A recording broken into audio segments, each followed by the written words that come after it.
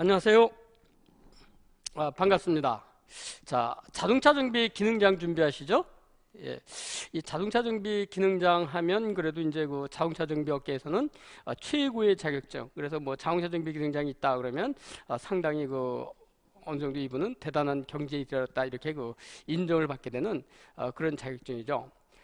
그래서 이 자격증 시험의 그 출제 경향이라든지 뭐 이런 것을 보게 되면 상당히 그 응용력을 중요시하는 이런 문제들이 출제되고 있습니다.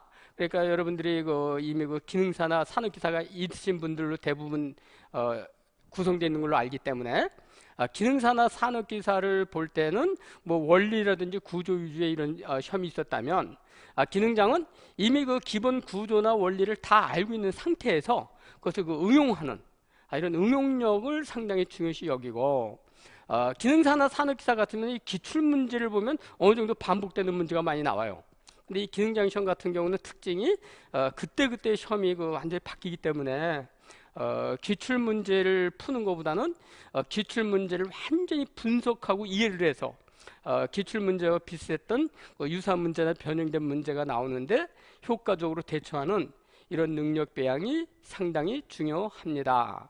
그래서 제 강의도 역시 그런 방면으로 갈 거고요. 이 기능장 준비를 하시는 분들은 대부분이 뭐 적어도 기능사 자격증이라든지 아니면 산업기사 자격증을 가지고 경력을 쌓으신 분들이기 때문에 기본 구조나 기본 원리에 대해서는 설명을 하지 않습니다. 그 기본 구조나 기본 원리를 이미 다 알고 있는 상태로 보고 그걸 기반으로 해서 그 응용력을 배양할 수 있는 이런 유지의 강의를 하고요. 그래서 여러분들이 이제 그 교재를 보면서 제 강의를 참고해 주시면 되고 이렇게 교재에 보면 너무 이렇게 막 복잡하고 난해하게 막 이렇게 설명을 해놓은 부분이 있어요. 그래서 그런 부분을 그러니까 뭐 이렇게 계산 문제 이렇게 보다 보면 막 난해하게 막 돼 있죠. 그런 부분을 그 머리 아프신 분들은 그냥 생략해 버리고 제가 요점 정리해주는 요 강의를 위주로 공부를 하시고 예상 문제나 기출 문제를 풀이를 하면은 되겠습니다. 이 본강은 뭐 해봐야 되겠습니다만은 한 50강 정도로 지금 일단 예상을 하고 있고요. 설명 한 40강 정도, 그 다음에 마지막 10강을 최근의 그 기출문제 풀이로 이렇게 해서 여러분들이 효과적으로 기능장 시험에 대처할 수 있도록 이렇게 하겠습니다. 자, 그러면 일단 우리가 오늘 첫 시간은 이제 기관의 개요죠. 기관의 개요인데 이미 뭐 여러분들이 이미 다 알고 계시는 내용인지는 모르지만 다시 한번 우리가 그 회상하면서 설명을 하게 되면 자, 일단 오토 사이클이라고 하는 게 있죠. 오토 사이클. 이것은 그 오토 박사가 만들었다고 그래서 그분의 이름을 따서 오토 사이클이라고 그러는데 자, 다시 한번 여러분들 한번 워밍업 하는 기분으로 쉽게 편한 마음으로 들으세요. 여기가 압력이고 여기가 V죠. V 체적이죠. 그러면 우리 피스톤이 그럼 여기가 이제 뭐가 되게 되냐면 여기가 뭐가 되냐면 여기가 이제 우리는 TDC라고 보고 여기를 BDC라고 보는 겁니다. BDC. TDC가 BDC라고 봐요. 그러면 피스톤이 상사점에서 하사점으로 쭉 내려오죠. 그럼 뭐를 해요? 그때요? 흡입을 하는 거죠. 흡입을 할 때 피스톤이 쭉 하강하면서 흡입을 하기 때문에 이때는 압력의 변화가 전혀 없습니다. 그렇죠? 쭉 하강하면서 그냥 피스톤 주사기로 물 빨아들이듯이 쭉 빨아들이니까 전혀 압력의 변화는 전혀 없습니다. 단 최적이 V가 피스톤이 하사점으로 내려올수록 시린더 안에 고압기가 가득 차니까 최적이 급팽창을 하죠. 급팽창을. 그래서 피스톤이 하사점까지 내려오면 이때 피스톤이 이제 압축 행정을 시작하게 되죠. 그리고 압축을 쭉 해. 압축 쭉 합니다. 압축 쭉 해. 그럼 어떻게 됩니까? 압축을 하니까 부피는 점점 줄어들죠. 하사점에서 상사점 점점 압축을 하니까 부피는 점점 줄어들고 대신 반비례해서 압력은 급상승을 하죠. 압력은 부피가 줄어들면서 계속 압축을 합니까? 압력은 급상승을 하는 부피는 점점 감소하고 압력은 급상승을 하게 됩니다. 이래서 상사점에 갔을 때 압력이 최고값에 달하는데 이때 스파크 플러그에서 불을 팍 때려줘 버려. 불을 때려주면 가뜩이나 압력이 아주 최대에 도달해 있는데 스파크에서 불을 붙여줘 버리니까 폭발이 일어나면서 압력은 급상승을 합니다. 급상승을 하게 되죠. 그죠?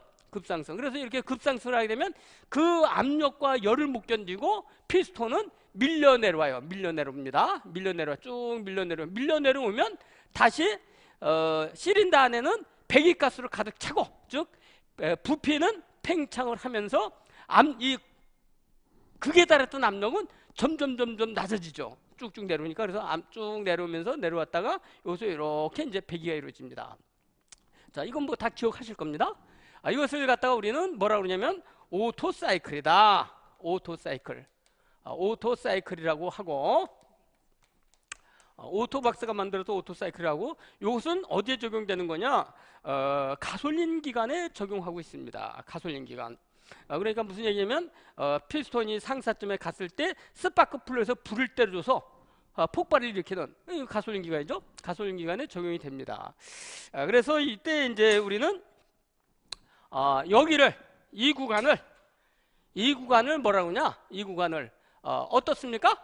부피는 일정하죠. 부피는 일정하고 압력은 올라갔죠. 그죠? 그래서 부피가 일정하니까 이걸 갖다가 우리가 정적 연소라고 합니다. 정적 연소. 최적이 일정한 상태에서 이루어지는 연소다. 그래서 이것을 갖다가 우리가 정적 연소라고 얘기해요. 정적 연소. 오토사이클. 그래서 이것이 우리는 이제 뭐냐면 가솔린 기관에 적용하는 사이클입니다. 그래서 그러면 여기가 뭐가 되겠습니까? 이 부분이 이만큼이 결국 일을 하는 게 되죠. 일을. 그러면은 여기서 또 시험에 가끔 가다가 이제 나오는 게 뭐냐면, 자, 그럼 이 구간이 뭐냐? 이 구간은 뭐냐? 이 구간은 단열 압축이 되죠. 단열 압축. 다음에 이 구간은 뭐야? 이 구간은 점점 팽창을 하죠. 그죠? 그래서 단열 팽창. 뭐 가끔 가다가 뭐 이런 그림을 그려놓고 여기다 기호를 기억, 니은, 지금 해서 이 니은은 무슨 구간이냐, 기억은 무슨 구간이냐 이렇게 나올 수 있어요. 그래서 이 단열 압축, 단열 팽창, 여기를 정적 연소 이렇게 얘기합니다. 자, 이것이 이제 우리가 얘기하는 오토사이클이에요. 오토사이클. 또 이제 디젤 사이클을 보게 되면 역시 마찬가지로 압력과 부피가 있어요. 압력과 부피가 있으면 역시 피스톤이 상사점에서 하사점으로 내려와서 압축을 합니다. 단열 압축을 해요. 단열 압축 쭉 합니다. 그러면서 상사점으로 가면서 압력은 극에 달하죠. 극에 달하는데 이것은 여기서 스파크 플러그에서 불을 뿌려주는 게 아니라 이 극에 달한 압력이 극에 달했기 때문에 이때 연소실 안에 상승된 온도, 압축열, 그 압축열에 의해서 연료를 뿌려주면 스스로 불이 붙습니다. 그래서 이렇게 내려오게 되죠. 그래서 이렇게 돼서 요 구간을 뭐라고 하냐? 요 구간을 우리는 뭐가 일정해요? 압력이 일정하죠. 압력이 일정하죠. 체적은 변하지만 압력이 일정합니다. 그래서 이걸 갖다가 정압 연소다 이렇게 얘기합니다. 정압 연소. 압력이 일정한 연소다. 정압 연소다. 그래서 이것을 우리는 무슨 사이클을 로돌프 디젤 박사가 만들었다. 그래서 이것을 갖다가 우리는 디젤 사이클이라고 얘기합니다. 디젤 사이클이라고 얘기를 해요. 이것이 근데 이제 이 가끔가다 수험자들이 속는 게 이제 뭐냐면 고속 디젤 기관에 적용하는 사이클이 뭐냐 그러면 디젤이니까 디젤 사이클. 그런데 이 디젤 사이클은 고속 디젤 기관에는 적용하지 못하고 회전수가 너무 느려요. 회전수가. 왜? 여기서 정압 연소가 이렇게 서서히 일어나기 때문에 그렇기 때문에 회전이 그렇게 빠르지 못합니다. 그래서 이것은 저속 디젤 기관, 즉 선박기관이나 이런 저속용 디젤 기관에 쓰지 우리 자동차용 고속 기관에는 사용을 하질 않습니다.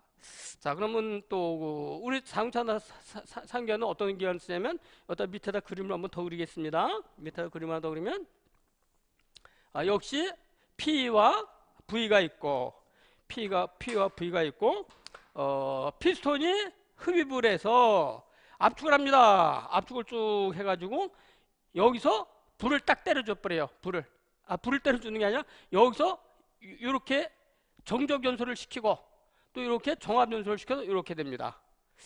이렇게. 그래서 이게 무슨 얘기냐면 요 구간은 뭐가 됩니까? 요 구간은 정적 연소가 일어나죠. 이 구간은 뭐가 일어납니까? 정합 연소가 일어나죠. 그래서 이 오토 사이클과 즉 오토 사이클과 디젤 사이클을 복합시켜 놓은 요 부분은 정적 연소가 일어나고 요 부분은 정합 연소가 일어나고 요 복합시켜 놓은, 그래서 이걸 갖다가 우리가 뭐라면 복합 사이클.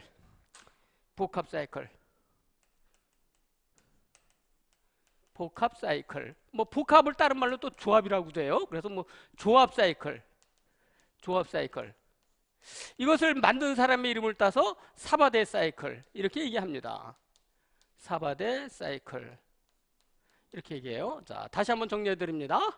이 오토 사이클은 정적 연소가 일어나요. 그래서 이걸 갖다가 정적 사이클이라고도 얘기하고 디젤 사이클은 정합 연소가 일어납니다. 그래서 이것을 갖다가 정합 사이클이라고도 얘기하고 이것은 지금 정합 연소, 정적 연소를 복합시켜 놨죠. 그래서 이걸 갖다 복합 사이클, 조합 사이클, 사바데 사이클이라고 하는데 요것이 바로 뭐냐?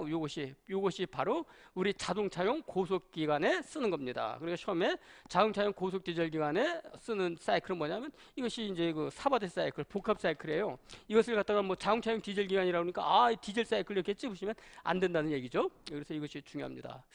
자, 그러면 어떻게 해서 이런 현상이 벌어지는가를 이제 좀 기능장 정도면 알아야 됩니다. 기능장 정도면. 자,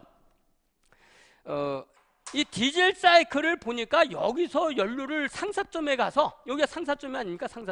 상사점에 가서 연료를 뿌려주는 거예요. 그러니까 연료가 그때부터 탑니다. 그때부터 상사점에 갔을 때 피스톤이 상사점에 갔을 때 연소 실내 온도가 최고에 도달해 한 600도 정도 도달해. 그때 연료를 뿌려주면 연료가 쭉 연소가 일어난다 이런 얘기죠. 연료가 연소가 일어나면서 이제 그 최적이 밀려 내려오는 거예요. 이게 이제 정합 연소예요. 근데 이것의 단점이 뭐냐면 고속 엔진에는 부적합하다.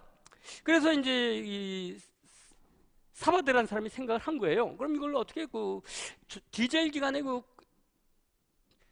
단점인 저속을 어떻게 좀 고속화시킬 수 없느냐? 그래서 만든 것이 요겁니다. 요건 뭡니까? 요것은 피스톤이 상사점에 갔을 때 미리 연료를 뿌려주는 거예요.